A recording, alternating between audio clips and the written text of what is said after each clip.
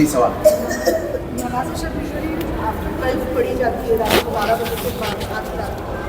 ہاں ہاں دیکھیے وہ اس صورت میں ہے کہ جب مثال کے طور پر یہ آدھی رات کے بعد نماز شب پڑھنا ہے.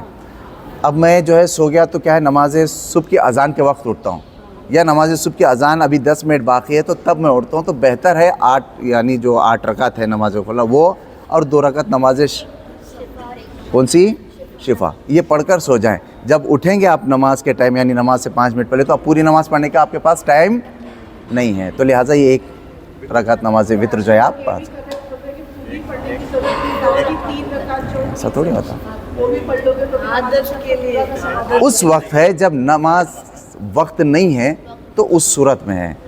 ہاں اب ہمارے پاس نماز وقت ہی وقت ہے اور ہم وقت کو جو ہے خالی سورے بولتے ایسا. اعوذ باللہ من الشیطان اللعین الرجیم, بسم اللہ الرحمن الرحیم. الحمدللہ وکفا والصلاة والسلام علی عبادہ الذین اصطفیٰ ولعنۃ اللہ علی اعدائہم اعداء اللہ. اما بعد فقط قال رسول اللہ صلی اللہ علیہ وآلہ وسلم ستدفن بضعۃ منی بارض خراسان. ایک صلوات پڑھے محمد وآل محمد.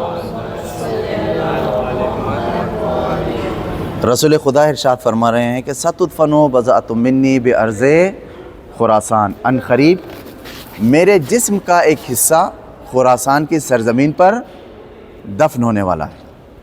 یہ کون رسول خدا فرما رہے ہیں ان قریب میرے جسم کا ایک حصہ خراسان کی سرزمین پر دفن ہونے والا ہے. فرما رہے ہیں کہ دیکھو جو پریشان حال مولا رضا کی زیارت کرنے کے لیے جائے گا تو اس کے پریشانیاں دور ہو جائیں گی. پھر رسول خدا نے آگے ایک فقرہ فرمایا, کیا ہے, اگر گنہگار بھی ہے مولا رضا کی زیارت کرنے کے لیے جائے گا تو اس کے گناہ کیا ہوں گے, معاف ہو جائیں گے. ہماری جانیں قربان ہو مولا رضا کے اوپر کہ صرف مولا کی زیارت کی وجہ سے دنیا میں ہم جو پریشانیوں میں مبتلا ہے وہ پریشانیاں ہماری کیا ہوں گی, دور ہوں گی. ہم جو گناہ انجام دیے ہیں مولا کے صدقے میں ہمارے گناہ کیا ہوں گے, معاف ہوں گے. اب آئیے, ہم نے کل اذن دخول پڑھا تھا نا, اذن دخول ہم نے پڑھا, اس میں 3 چیزیں میں نے بیان کی. کیا, یردونا سلامی, یعنی مولا ہمارے سلام کا جواب دے رہے ہیں, لیکن ہم مولا کے سلام کے جواب کو سن سکیں نہیں. کیوں, اس لیے نہیں سن سکے کیونکہ ہم نے اپنے کانوں سے جو ہے گناہ انجام دیے ہیں. اس گناہوں کی وجہ سے ہم مولا کے سلام کے یعنی ہمارے سلام کے جواب کو نہیں سن سکے. تو عزیزو, اب جو ہم یہاں پر جمع ہوئے ہیں, اب جو یہاں پر ہم بیٹھے ہیں, یہ مولا رضا نے ہمیں عزت بخشی ہے یہاں بیٹھنے کی. صلی اللہ محمد وعلی محمد. اب جو ہم مولا رضا کی زیارت کرنے کے لیے آئے ہیں, یہ ہم خوش قسمت ہیں. ڈاکٹر صاحب, یہ ہم خوش قسمت ہیں. کیوں, اس لیے خوش قسمت ہیں کہ شاید ہو سکتا ہے کہ ہمارا ایسا عمل تھا جو مولا نے پسند کیا اور اپنے دربار میں ہمیں بلایا. دیکھیے, ہر کس و ناکس کو مولا نہیں بلاتے. مولا کے پاس زائرین کی لسٹ جاتی ہے, مولا کے پاس زائرین کے نام جاتے ہیں. جب یہ آپ سب کے نام مولا کی خدمت میں پیش کیے گئے تو مولا نے آپ کے نام کے سامنے اپنی مہر لگا دی. اللہ اکبر.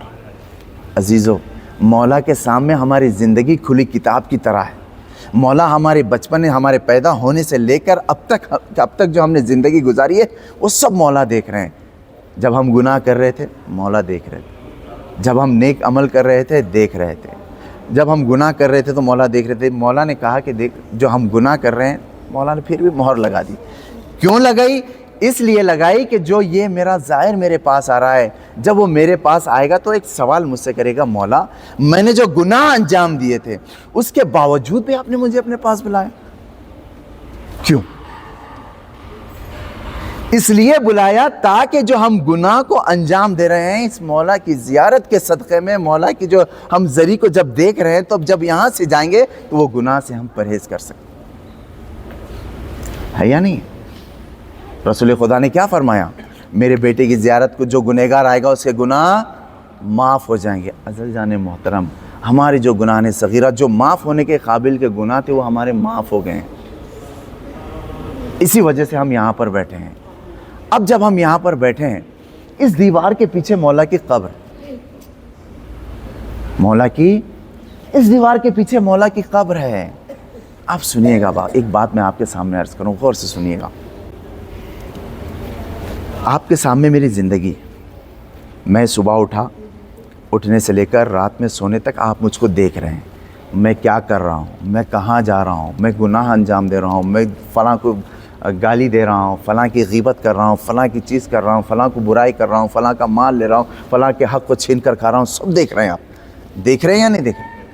जब आप मेरे जो अमल कर रहा हूँ मैं रोज़मर्रा में, जब आप देखेंगे कि देखने के बाद आप मुझे अपने पास बुलाएंगे? बुलाएंगे? क्यों नहीं बुलाएंगे? इसलिए नहीं बुलाएंगे क्योंकि इसका अमल अच्छा नहीं है। हमारी जानें कुर्बान हो मौला रज़ा के ऊपर, हमारी जानें कुर्बान हो मौला रज़ा के ऊपर। उनके सामने हमारी ज़िंदगी खुली किताब की तरह है। वो देख रहे हैं हम सुबह से उठने के बाद शाम में गुनाह अंजाम दे रहे हैं। जब एक दुनियावी इंसान ये अमल करता है तो हम उसको अपने पास नहीं बुलाते, लेकिन मौला रज़ा अपने पास बुलाए, अपने बाजू बिठाए हैं मौला। ये जो दीवार है आपके और मौला, हमारे मौला के बीच में, ये दीवार हमारे गुनाह हैं। अगर हम अच्छे यकीन मानिए ये दीवार का फासला हमारे दरमियान से ख़त्म होता या नहीं होता? अब आइए अजीज़ों, दो बातें मैं आपके सामने बयान करूं।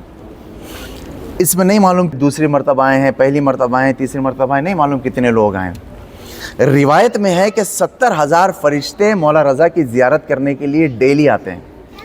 कितने फरिश्ते हैं? 70,000 फरिश्ते मौला रज़ा की ज़ियारत करने के लिए हर रोज़ आते हैं। जब वो ज़ियारत करके वापस जाते हैं आसमान में, जाने के बाद कहते हैं परवरदिगार हमें तो दोबारा इजाज़त दे मौला रज़ा की ज़ियारत करने की। तो परवरदिगार आलम कहता है कि नहीं, बस तुम्हें एक ही मर्तबा मेरे वली की ज़ियारत थी, अब दोबारा तुम उनकी ज़ियारत करने के लिए नहीं जा सकते। सोचिए, वो फरिश्ते जो मासूम हैं उनको दोबारा आने की मौला के पास इजाज़त। सोचिए, हम गुनहगार बंदे हैं, हम सुबह से शाम तक गुनाहों को अंजाम देते हैं। नहीं मालूम कितनी मर्तबा मौला हमारे को अपने पास बुला रहे हैं, आओ आओ, कोई बात नहीं, तुम गुनाह कर रहे हो, आओ मेरे पास। आज नहीं तो कल तुम सुधरोगे, आज नहीं तो कल तुम हमारी बातों पर अमल करोगे। जब अमल करोगे तो यकीन मानो तुम्हारे जैसा कोई नहीं होगा। जब तुम हमारे बातों पर अमल करोगे, जब तुम हमारी बातों को मानोगे, जब तुम हमारी बातों पर अमल कर कर जिन चीज़ों को हमने करने का हुक्म दिया है उन चीज़ों को करते रहोगे, और जिन चीज़ों से हम उन चीज़ों से रुकते रहोगे, तो तुम भी सलमान की तरह 9वें दर्जे पर, सलमान की तरह 10वें दर्जे पर, अबू ज़र की तरह 9वें जो है फायज हो सकते हो। शर्त क्या है? अबू ज़र जैसी मोहब्बत चाहिए। शर्त क्या है? सलमान जैसी मोहब्बत चाहिए। अगर हम यहाँ पर इनकिसारी के साथ आएंगे तो ये हमारा दर्जा बुलंद करते रहेंगे। ये हमारे लिए हिदायत का ज़रिया है। ये हमें रास्ता बता रहे हैं कि देखो हमारा रास्ता ये है, इस रास्ते पर तुम चलो, ताकि कल हम फ़ख्र से कह सकें कि ये हमारे शिया हैं, ये हमारे चाहने वाले हैं। इमाम जाफ़र सादिक़ अलैहिस्सलाम ने क्या फरमाया? अल्लाहुम्मा सल्लि अला मुहम्मद व आले मुहम्मद। इमाम जाफ़र सादिक़ अलैहिस्सलाम ने क्या फरमाया? मौला ने फरमाया, ए हमारे शिया, तुम हमारे लिए जीनत का सबब बनो, तुम हमारे लिए जीनत का सबब बनो। मौला ने फरमाया है, हम मौला के चाहने वाले हैं, हमें चाहिए कि मौला ने जो कहा है उस पर अमल करें, है या नहीं? हमें मौला की बातों पर अमल करना है, तभी हम मौला के शिया कहलाएंगे।